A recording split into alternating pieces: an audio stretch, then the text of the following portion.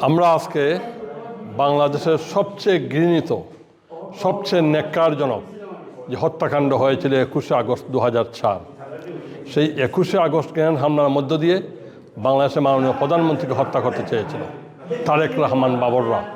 হত্যা করতে চেয়েছিল, বাংলাদেশ আওয়ামী লীগকে নেতৃত্ব শূন্য করতে চেয়েছিল।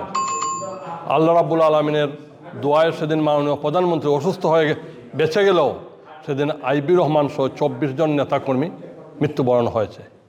প্রায় 500 নেতাকর্মী আহত হয়েছেন। হাজার হাজার নেতাকর্মীরা এখনও স্প্লিন্টার বুকে নিয়ে, গায়ে নিয়ে এখনও ঘুরে বেড়াচ্ছেন।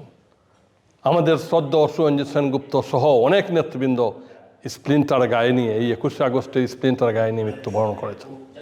সেই 21শে আগস্টের গ্রেনেড হামলার মূল আসামি তারেক রহমান বাবর সহ যেই আসামি ছিলেন, সকল আসামির স্বীকারোক্তি সহ তারা স্বীকারোক্তি দিয়েছেন তারেক রহমান নেতৃত্বে, বাবরদের নেতৃত্বেই তারা এই হত্যাকাণ্ড ঘটিয়েছেন এবং এই গ্রেনেড হামলা করেছেন এবং গাড়িতে গুলি করেছেন।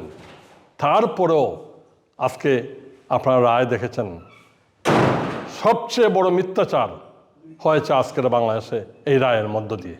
আমরা তার প্রতিবাদ জানাই। আমরা আজকের এই সভা করেছি, এই প্রতিবাদ জানিয়ে আমরা এই সভা করেছি।